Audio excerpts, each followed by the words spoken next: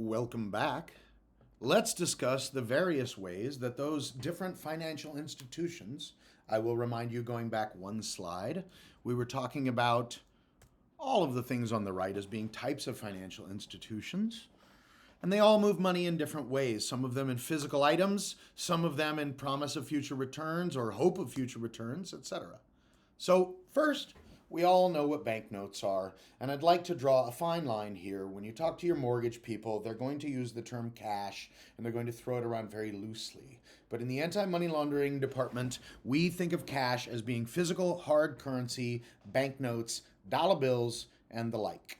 Okay, monetary instruments are a way to consolidate currency into a check or a money order, and that's an official check or a cashier's check or a money order, not a personal check. Okay, a personal check is different. It's more of an IOU. A monetary instrument is a way to say, here are $3,000 bills, and I'd like you to write me a money order that tells the person that the money order now holds the value of the $3,000 bills. I say 3,000 because often money orders have a limit of $3,000, and when you have to go above that, you usually go to a depository institution and purchase a cashier's check or official check. Okay, money services businesses are involved in money transmission. So this is electronic ways to use a network of providers to send money from one country to another. And they have agents. You have a centralized money service business that will then sell its services or license its services to corner stores and hot dog vendors and whatever it is that's an agent of this thing, and they are supposed to have money laundering controls and things like that. This also applies to things like selling postal stamps, cashing personal checks, cashing business checks, selling monetary instruments, and things like that. All of these fall under monetary services, money service businesses, I should say.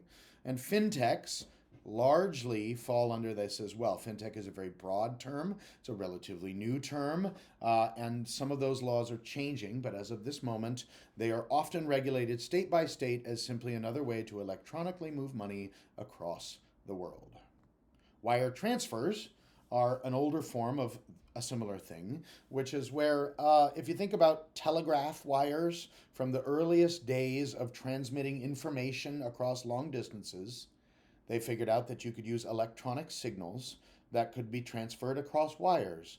And so banks and financial institutions invested in a system of literal physical wires that were called telegraphs that they could send each other information and say, hey, we'd like you to move this money from one account to another. That's what a wire transfer was back in the day. They have merely upgraded the infrastructure and they now use other electronic means to do the exact same thing. There are networks such as CHIPS, SWIFT, and Fedwire, which operate within the United States and internationally. In order to move money between banks, you have to be a member of the network in order to use that network. So small banks will often have accounts with big banks who are members because a small bank is not a member, and therefore they allow them to access services. That's called correspondent banking, and it's an important concept in nested accounts and money laundering. The automated clearinghouse in the United States is a system which essentially allows for small interbank transfers and intrabank transfers, similar to the way the wire transfer network works, but for smaller and more regular transactions. Think about point of sale and debit card activity. Much of that happens through the automated clearinghouse.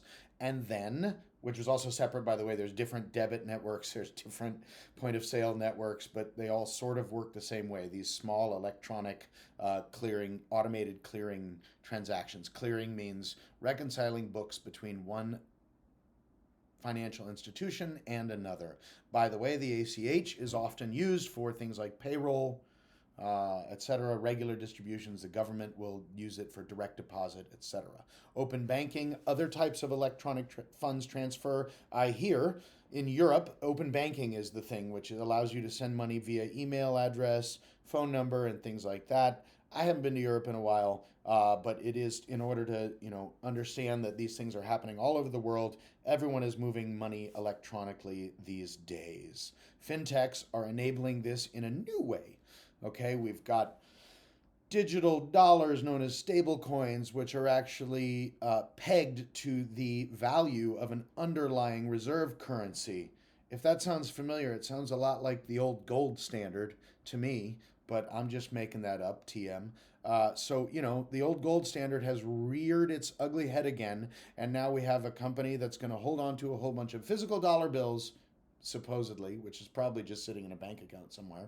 And they're going to say that those represent a one-to-one relationship with a digital currency, some sort of coin representing a dollar, cryptographically secured, that you can then convert it into other types of crypto and or virtual currency. And the financial technology companies are enabling all of this. By the way, under new legislation, many of what used to be non-fintechs are going to be much more involved in financial technology, because now they've changed the rules and very much clarified, or rather, I wouldn't say they've changed the rules. They've actually clarified the rules and written them down and codified them, or at least started to codify them, codify. And they are now saying, hey, banks are allowed to use this stuff. They're allowed to hold these funds. If you're going to issue these funds, you can't be a bank, et cetera, et cetera. And so they're really starting to bring into the fold these new technologies and adopt them, which will allow us to then fully participate in all of these different forms of money and its movement methods. Peer-to-peer. Fintech actually enables peer-to-peer quite a bit. Peer-to-peer means moving money from one person to another. We used to do it by handing each other a dollar bill, but now I can send money to someone all the way across the globe in a matter of moments. I don't have to know who they are. I can completely trust them. We can do it in some sort of an escrow account, maybe known as a smart contract, and it's amazing. But also in the United States, this is Zelle. We have a bunch of other companies such as Zelle, which is a peer-to-peer method owned by a bunch of the big banks.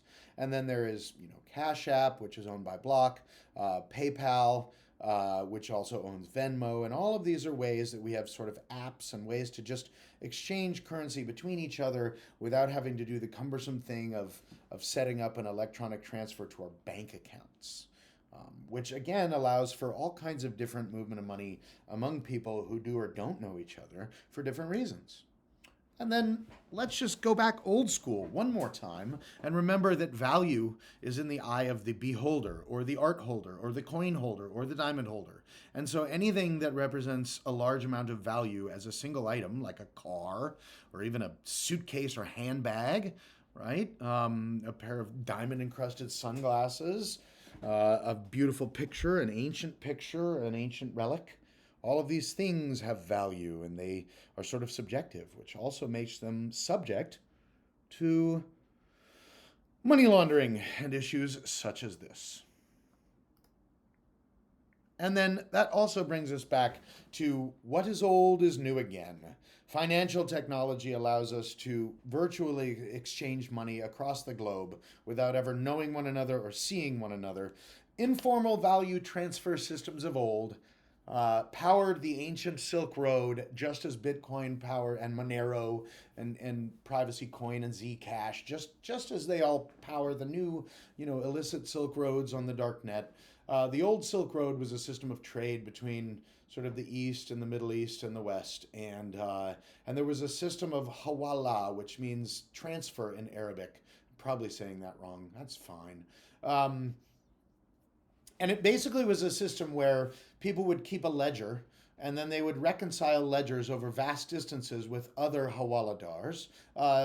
Currently today, they'll do it through intermediaries in the formal banking system. They might do it through trade and other things like that. But the idea is that they are avoiding the traditional record keeping. Records are kept locally by a person who then offers a code to the person who needs to move money. The person who needs to move money gives the code to their recipient in a foreign country. The recipient gives the code to a corresponding hawaladar, or keeper of the books, keeper of the transfer books in the recipient country, and the money is exchanged without there being a record between the two. And then the two hawaladars have the responsibility of re-exchanging value and balancing their books. But it's a system of transfers, a system of debts, where they know how much they owe to other people in other countries. And so periodically they can reconcile, and they trust each other to do so. Moving on.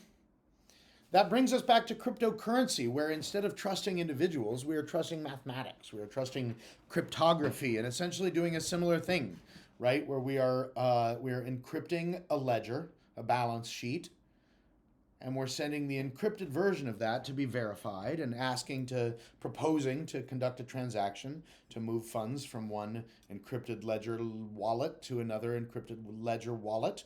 We sign it. That's how we establish legitimacy of the transaction. That's the code that passes between us. And then others can validate without knowing the underlying information. This is the way it works. If you haven't learned about crypto by now, maybe you need to take a basic class on that as well. But this is just one of many ways to move money between individuals, companies, and governments. And now we're going to take a break before we start getting into business organization structures and the like.